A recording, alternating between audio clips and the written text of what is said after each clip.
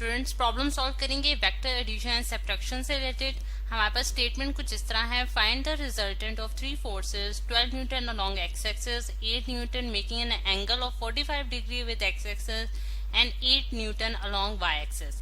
अब सबसे पहले हम ये देखते हैं कि हमारे पास जो इस स्टेटमेंट से हम जो डाटा कलेक्ट कर रहे हैं स्टूडेंट्स, वो हमारे पास क्या है कि हमारे पास 3 हमें फोर्सेस दी गई हैं। 3 फोर्सेस में अगर मैं उनको नाम देना चाहूँ, यानी कि F1 फोर्स जो है वो स्टूडेंट्स हमारे पास 12 न्यूटन की है, ठीक है, और उसकी डायरेक्शन बताई गई है कि वो अलोंग जो है वो एक्स एक्सिस है, और इसके साथ मैं यूं करके लिख देती हूँ कि ये अलोंग जो है वो एक्स एक्सिस होगा, ठीक। अब उसके बाद अगर हम देखेंगे F2 फोर्स जो कि गिवन है वो हमारे पास कितने न्यूटन की, 8 न्यूटन की है, और ये जो है ये 45 डिग्री के एंगल पे जो है लाई करती है विद एक्स एक्सिस। और F3 फोर्स जो है स्टूडेंट्स वो हमारे पास कितने न्यूटन की है, हमारे पास वो भी 8 न्यूटन की है, लेकिन वो हमारे पास वाई एक्सिस के लॉन्ग है, यानी कि ये आपको डायरेक्शन भी मैंने इस कॉलम में मैंने आपको डायरेक्शंस लिख दिए और ये सारे जो है उनके मैग्नीट्यूड्स हैं, ठीक। अब अगर हम इसको इन सारी फोर्सेस को सबसे पहले हम ड्रॉ करने की कोशिश करेंगे ताकि हम जो है इसके जो रिजल्टेंट है उनको फाइंड आउट कर सकें। अगर हमें यहाँ इन फोर्सेस को बनाने की कोशिश करूँ तो सबसे पहले हमने क्या करना है स्टूडेंट्स, इसमें जो पहला स्टेप होना चाहिए हमारी इस प्रॉब्लम की सोल्यूशन में, वो ये होना चाहिए कि हमें एक्स वाई एक्सिस जो है वो ड्रॉ करने चाहिए, एक्स और वाई एक्सिस, ठीक है। अब ये मैंने एक्सिस ड्रॉ कर लिया स्टूडेंट्स, ये मेरे पास एक्स एक्सिस हैं और ये मेरे पास वाई एक्सिस हैं, और इसी तरह ये मेरे पास नेगेटिव एक्स एक्सिस को शो करेगी और ये लाइन जो है ये नेगेटिव वाई एक्सिस को शो करेगी। और ये जो इनका स्टूडेंट्स है हमारे पास जो इनकी जहाँ ये क्रॉस अप कर रही है लाइन, या फिर आप कह सकते हैं कि ये जो लाइन एग्जैक्टली जहाँ पर पेंडिकुलर होती है वो ओरिजिन पॉइंट होता है, ठीक है, यानी कि ये ओरिजिन पॉइंट है और इसके ऊपर और मतलब कि एक तरफ हमने एक्स एक्सिस और एक तरफ हमने वाई एक्सिस ड्रॉ करनी है, ठीक है। और इन दोनों ये दोनों जो एक्सिस हैं स्टूडेंट्स ये एक दूसरे के बिल्कुल एग्जैक्टली परपेंडिकुलर है। अब क्योंकि उसने ये कहा है स्टूडेंट्स कि हमारे पास F1 फोर्स जो है वो अलोंग द एक्स एक्सिस है, यानी कि अगर मैं F1 फोर्स बनाऊं तो मैं यहाँ F1 फोर्स में कुछ इस तरह से बनाऊंगी कि ये मेरे पास F1 फोर्स है जो कि एक्स एक्सिस के अलोंग है। बिल्कुल आप देख सकते हैं कि ये एक्स एक्सिस की डायरेक्शन है और F1 की डायरेक्शन भी मैंने एग्जैक्टली उसी तरह बनाई है। अब अगर हम दूसरी फोर्स यानी कि F2 फोर्स की बात करें तो वो 45 डिग्री पे है एक्स एक्सिस के अलोंग, जो कि यहाँ हम स्टेटमेंट में हमने ये चीज देखी थी। तो 45 के एंगल पे जो है हम देखते हैं कि अगर इस तरह से मैं अगर F2 फोर्स बनाऊं तो मेरे पास यहाँ इस तरह से बनेगी, F2 फोर्स है और ये एंगल 45 डिग्री पे लाई करती है अलोंग द एक्स एक्सिस। अगर मैं डॉटेड लाइन से एक्स एक्सिस शो करूं तो ये जो मेरे पास एंगल होगा स्टूडेंट्स ये मेरे पास 45 डिग्री का होगा। फिर हम अगर ड्रॉ करें F3 फोर्स तो F3 फोर्स को हम इस तरह से ड्रॉ कर सकते हैं, ये मेरे पास स्टूडेंट्स F3 फोर्स बन गई क्योंकि ये हमारे पास वाई एक्सिस के अलोंग है, और आप देख सकते हैं कि यहाँ जो एक्सिस ड्रॉ किए गए उनमें एग्जैक्टली ये लाइन और ये लाइन जो है बिल्कुल पैरेलल है। अच्छा, अब ये तो स्टूडेंट्स हमने 3 जो है वो हमने वेक्टर्स जो है वो ड्रॉ कर लिए। अब हमने क्या करना है स्टूडेंट्स, हमने इनका रिजल्टेंट वेक्टर फाइंड आउट करना है, ठीक है। अब रिजल्टेंट वेक्टर के लिए स्टूडेंट्स हमने पढ़ रखा है कि हेड टू टेल रूल, ठीक है। हेड टू टेल रूल के जरिए जो है बेसिकली वेक्टर एडिशन जो है वो पॉसिबल होती है। अब यहाँ अगर मैं head to tail rule use करूँ स्टूडेंट्स, हेड टू टेल यहाँ मैं लिख भी देती हूँ कि हेड टू टेल रूल को अप्लाई करेंगे और इन तीनों जो फोर्सेस हैं इनको एड अप करेंगे। अब सबसे पहले अगर मैं देखूं कि मेरे पास जो सबसे पहले फोर्स F1 आती है और F1 फोर्स जो कि मैंने पर्पल कलर से शो की थी, नहीं सॉरी ब्लू कलर से जो मैंने शो की हुई है,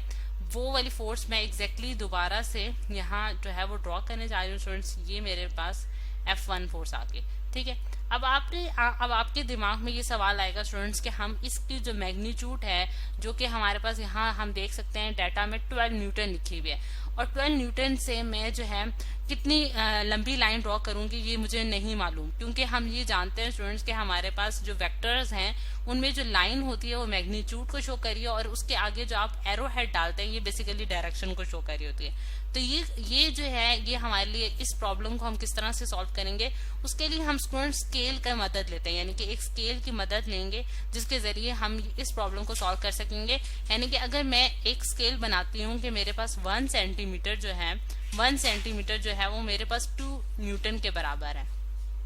ठीक है। अगर मैं ये स्केल यानी कि ये चीज आप देख सकते हैं कि ये सेंटीमीटर जो है हमारे पास लेंथ का स्केल है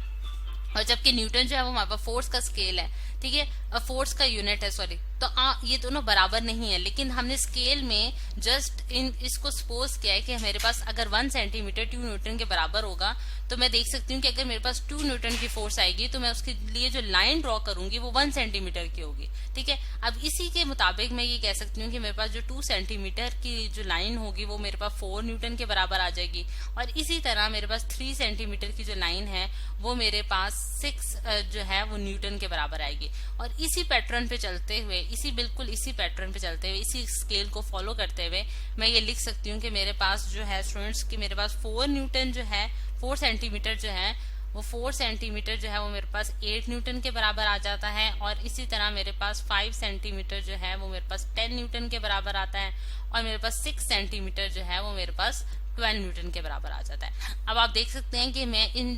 2-3 को हाईलाइट कर दूंगी जो कि हमें रिक्वायर्ड है, यानी कि हमें 12 न्यूटन हमें रिक्वायर्ड है और हमें जो है वो 8 न्यूटन भी हमें रिक्वायर्ड है। तो ये दोनों लाइंस जो हैं वो मैंने हाईलाइट कर दिया क्योंकि इनका यूज हम करेंगे। अच्छा, अब स्टूडेंट्स हम वापस अपनी चीज पर आते हैं कि ये जो सवाल था इसकी हमने सोल्यूशन ढूंढ लिया कि यहाँ से जो लाइन ड्रॉ करनी है मैंने F1 की, जो कि मेरे पास 12 न्यूटन की बेसिकली फोर्स है, तो उस लाइन जो है वो मेरे पास कितने सेंटीमीटर के बराबर होनी चाहिए? 6 सेंटीमीटर के बराबर होनी चाहिए अकॉर्डिंग टू दिस स्केल। ठीक है, 6 सेंटीमीटर के बराबर होगी, तो मैंने यहाँ 6 सेंटीमीटर की लाइन ड्रॉ कर ली और उसकी डायरेक्शन जो है वो अलोंग द एक्स एक्सिस रख ली है। अब अगर हम देखें स्टूडेंट्स के हमारे पास जो F2 फोर्स थी जो कि हमने देखा था कि वो हमारे पास 8 न्यूटन के बराबर है, तो 8 न्यूटन के लिए मुझे 4 सेंटीमीटर की लाइन ड्रॉ करनी पड़ेगी और उसकी डायरेक्शन क्या होगी? एक्स एक्सिस से 45 का एंगल बनाएगी। क्योंकि अब मैंने head to tail rule use करना है स्टूडेंट्स, तो मैं जो पहला वेक्टर है उसके हेड के साथ दूसरा वेक्टर जो है वो अटैच करूंगी और 45 डिग्री का मैंने एंगल बना दिया। और ये मेरे पास जो है ये मेरे पास कितने सेंटीमीटर की लाइन है? 4 सेंटीमीटर की लाइन है। ठीक है, ये 4 सेंटीमीटर की है, और जबकि ये वाली लाइन जो है मेरे पास 6 सेंटीमीटर की। इसको थोड़ा सा हम इनलार्ज कर लेते हैं ताकि ये आपको 6 सेंटीमीटर नजर आए, लेकिन आपने इसके लिए एग्जैक्ट स्केल यूज करना है, क्योंकि मैं तो यहाँ जो है वो अंदाजे से लगा रही हूँ, लेकिन आपने प्रॉपर स्केल की मदद से 6 सेंटीमीटर की लाइन लगानी है और 4 सेंटीमीटर की लाइन लगानी है। फिर उसके बाद जो थर्ड हमारे पास फोर्स है स्टूडेंट्स, जो कि मैंने पर्पल कलर से शो की है, वो हमारे पास क्या है कि वो हमारे पास वाई एक्सिस के अलोंग है। ठीक है, और वाई एक्सिस में आपने अगेन 4 सेंटीमीटर की लाइन ड्रॉ करनी है, जो कि मैं यहाँ ड्रॉ करने जा रही हूँ, और वही हेड टू टेल रूल के जरिए जो है आपने क्या करना है कि इसकी एक जो सेकंड वेक्टर है उसके हेड के साथ जो है वो आपने फर्स्ट वेक्टर को जो है वो अटैच करना है। यानी कि जिस तरह से आप देख सकते हैं कि मैंने फर्स्ट वेक्टर के हेड के साथ टेल अटैच किया और फिर उसके बाद अगले वेक्टर को भी हेड टू टेल रूल के जरिए हेड को टेल के साथ अटैच किया, और यहाँ मेरे पास ये F3 आ गए। ठीक, अब अगर हम देखें स्टूडेंट्स कि यहाँ जो है मैं थोड़ी स्पेस बना लेती हूँ ताकि मैं इधर जो है रिजल्टेंट वेक्टर ड्रॉ कर सकूं। ठीक है, अगर आप देखें स्टूडेंट्स कि हम लोग ने ये देखा है कि हम जो रिजल्टेंट, ये तो मैंने आपको स्टूडेंट्स बताया कि हेड टू टेल रूल के जरिए हमने किस तरह से इन 3 वेक्टर्स को एड अप कर लिया। अब जो इनका रिजल्टेंट वेक्टर होगा, ठीक है, रिजल्टेंट वेक्टर हम कैसे ड्रॉ करेंगे स्टूडेंट्स? अगर मैं इस पॉइंट को कह देती हूँ कि ये मेरे पास पॉइंट A है और इसी तरह मैं B, C और D कह देती हूँ, तो अगर मैं फर्स्ट वेक्टर की टेल को लास्ट वेक्टर के हेड के साथ ज्वाइन कर लूं तो मेरे पास रिजल्टेंट वेक्टर बन जाएगा। और जैसा कि मैं आपको ड्रॉ करते के दिखा रही हूँ कि ये मेरे पास स्टूडेंट्स रिजल्टेंट वेक्टर बन गया, यानी कि फर्स्ट वेक्टर की टेल के साथ लास्ट वेक्टर का जो हेड है जब वो ज्वाइन हो जाएगा तो OD जो वेक्टर बनता है स्टूडेंट्स, ये हमारे पास रिजल्टेंट वेक्टर होगा जिसे मैं R से रिप्रेजेंट कर रही हूँ। ठीक है, और वो क्या होगा हमारे पास? ये इन सारे वेक्टर्स का जो हमारे पास, जिसे हम कहते हैं कि रिजल्टेंट वेक्टर। अब रिजल्टेंट वेक्टर का जो मैग्नीट्यूड है और उसकी डायरेक्शन है वो क्या होगी? ये एक हमारे पास एक अगला सवाल आ जाता है कि इसकी हम किस तरह से मैग्नीट्यूड और डायरेक्शन फाइंड आउट करेंगे। तो अगेन स्टूडेंट्स आप स्केल का यूज करेंगे, स्केल को आप यहाँ रखेंगे और इसकी लेंथ जो है वो मेजर कर लेंगे। जो इसकी लेंथ होगी वो बेसिकली मैग्नीट्यूड होगा हमारे पास रिजल्टेंट वेक्टर का। जैसा कि मैंने पेपर पे जो ये वेक्टर्स ज्वाइन किया और उससे जो मेरा रिजल्टेंट निकल रहा है वो फॉर एग्जांपल मेरे पास 11 सेंटीमीटर निकल रहा है। ठीक है, यानी कि ये लाइन जो है वो मेरे पास 11 सेंटीमीटर की है। ठीक है, अब 11 सेंटीमीटर जो है, क्योंकि हमने फोर्सेस को ऐड किया तो इसका रिजल्टेंट भी एक फोर्स होगी, तो आपने इसको दोबारा से कन्वर्ट करना है। यानी कि आपने 1 सेंटीमीटर को 2 न्यूटन के बराबर किया था, तो आपने रिजल्टेंट का मैग्नीट्यूड निकालने के लिए आपने क्या करना है कि 11 सेंटीमीटर की जो लाइन थी जो आपने मेजर किया with the help of a metre rod, उसको मल्टीप्लाई करना है 2 न्यूटन अपॉन सेंटीमीटर के साथ। यानी कि आपने 2 न्यूटन अपॉन सेंटीमीटर के साथ आपने उसको मल्टीप्लाई कर देना है, तो आपके पास जो रिजल्टेंट आता है वो स्टूडेंट्स फॉर एग्जांपल वो आपके पास 22 न्यूटन आ गया। ठीक है, तो ये आपके पास रिजल्टेंट हो गया और आपने इसकी कन्वर्जन जरूर करनी है, यानी कि सेंटीमीटर से दोबारा न्यूटन में आना है। अकॉर्डिंग टू दिस स्केल, यानी कि इस लाइन को मद्देनजर रखते हुए आपने इसकी कन्वर्जन करनी है। और फिर उसके बाद आप आ जाती है कि इसकी डायरेक्शन क्या होगी, और डायरेक्शन जो है स्टूडेंट्स वो हम प्रोटेक्टर की मदद से जो है वो फाइंड आउट करेंगे, जो कि इस केस में स्टूडेंट्स हमारे पास 37 डिग्री का एंगल बन रहा है विद द एक्स एक्सिस, ठीक है। और उसकी डायरेक्शन जो है वो मैंने आपको, यानी कि ये जो हमारे पास एंगल होगा जो कि हमने प्रोटेक्टर की मदद से देखा है, ये बेसिकली हमें बताएगा direction of the resultant vector are.